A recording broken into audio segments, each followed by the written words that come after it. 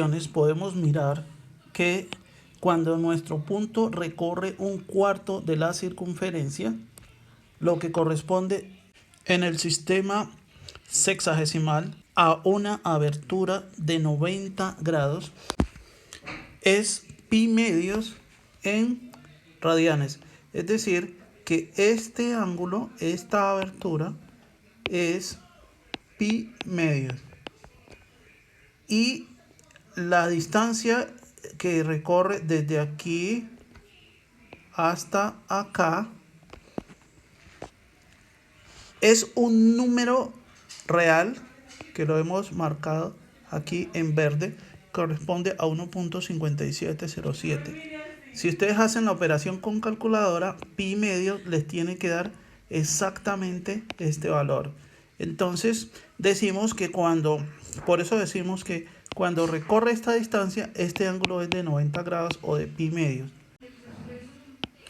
De la misma manera, podemos calcular cuando el ángulo tiene una abertura que en el sistema sexagesimal equivale a 180 grados o ángulo llano o plano.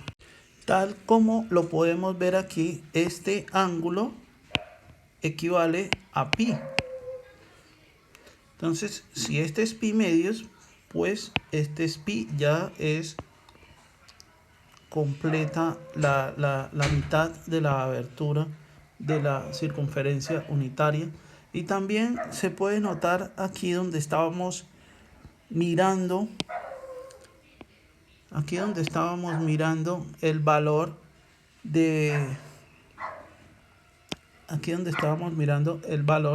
aquí no se ve, pero el número real que nosotros vimos cambió su forma de valores numéricos al símbolo de pi. Aquí está escrito pi, y de todas maneras pi, como ustedes bien saben, es un número irracional, pertenece también a los reales. Entonces es un número real y eso ratifica que esta distancia corresponde a números reales.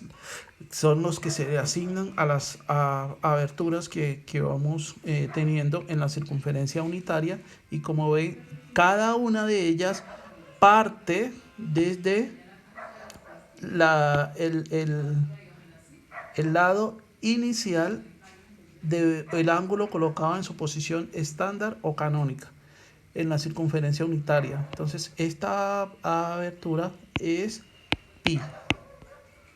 Asimismo, estamos mirando los ángulos cuadrantales. Aprovecho para de una vez dejar claro que estos son los ángulos cuadrantales, que son aquellos cuyo lado terminal coincide con uno de los ejes coordenados, estando el ángulo en posición estándar o normal. Entonces, el primero de ellos, ya lo vemos, es pi medios. Ese es el primer ángulo cuadrantal. El segundo es pi, que es toda esta abertura. Este es pi. Y vamos a ver el tercero.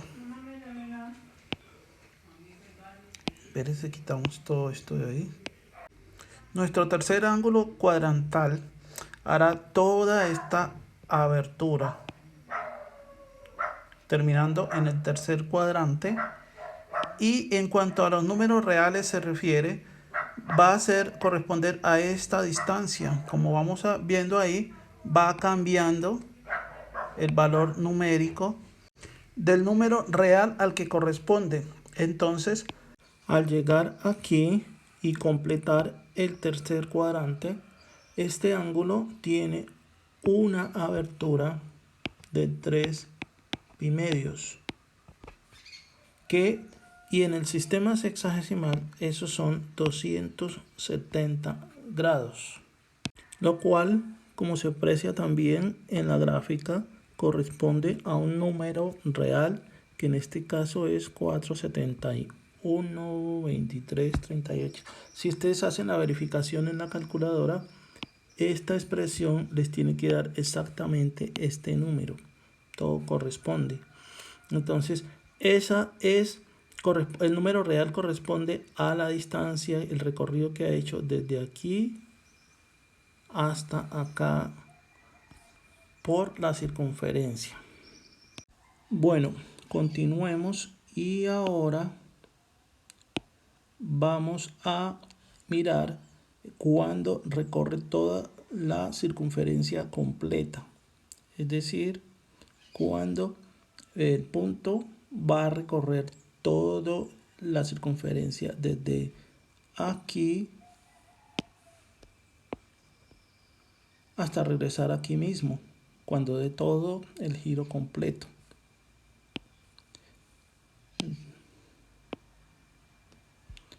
Entonces miramos nuestro punto que va a empezar a girar y cómo va cambiando el valor del número real y va recorriendo todo el perímetro. Como ven, en ese punto termina el ciclo y vuelve a empezar. Termina el ciclo y vuelve a empezar. Entonces aquí el punto, cuando da la vuelta completa, el punto ha recorrido un ángulo de 2pi. Es el periodo, el tiempo que se demora en dar una vuelta completa.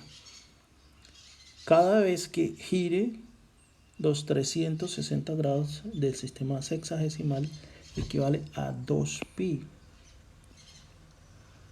Cada ciclo son 2pi, cada vez que gira son 2pi. De todo lo anterior, vemos que para cada número real t, el valor de su función trigonométrica se define pues como el valor del ángulo de t radianes, siempre que ese valor exista, ¿no? Por ejemplo, el seno del número real 0,62359 es sencillamente el seno del ángulo de ese número en radianes. En este caso corresponde a pi sextos. Podemos hacer la comprobación con una calculadora sin ningún problema y tiene que coincidirnos estos valores.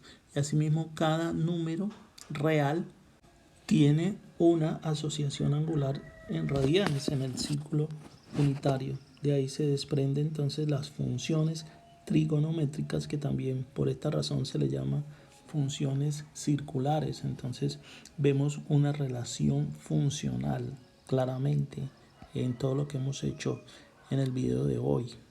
Pues en términos generales, las funciones matemáticas son reglas que a unos elementos de entrada le asignan unos elementos de salida. Al conjunto de los elementos de entrada se les llama dominio de la función, mientras que el conjunto de los elementos de salida se les llama rango de la función. Entonces, claramente vemos que todos los números reales, si los tomamos como elementos de entrada en el círculo unitario, la circunferencia unitaria, lo que hemos analizado en el video de hoy, va a tener unos elementos de salida, una asignación angular. A cada número real le corresponde una asignación angular en radianes. Entonces, por eso es una relación funcional. Hablamos de funciones trigonométricas, funciones circulares. Este concepto nos va a servir mucho para cálculo y para todas las aplicaciones en matemáticas y de ingeniería. Pero como siempre, hagamos un repaso, un pare y un repaso de lo que hemos visto hasta ahora. Entonces, primero, pues partimos de un punto, luego de crear un sistema cartesiano desde cero, ubicamos un punto de coordenadas x, y, marcamos como centro el origen para ubicar una circunferencia unitaria, marcamos el radio desde el centro, desde el origen hasta el punto que escogimos. Luego observamos que se forman ángulos a medida que nuestro punto empieza a girar sobre su centro. Y estos ángulos tienen como lado inicial el eje X positivo. Entonces vemos que a estos ángulos se les llama ángulos en posición estándar, o normal o canónica. El lado terminal de cada ángulo que se va formando intersecta la circunferencia en el punto P. Se va formando el ángulo, entonces lado cuyo vértice, el vértice es el origen y sus lados es el eje X positivo, y el lado terminal lo marca la línea que pasa por el punto P de coordenadas XY. Entonces descubrimos que la coordenada en X de P se define como el coseno del ángulo y la coordenada Y se define como el seno. Esto lo dedujimos aplicando las razones trigonométricas y teniendo en cuenta que el radio es igual a 1 porque tenemos una circunferencia unitaria.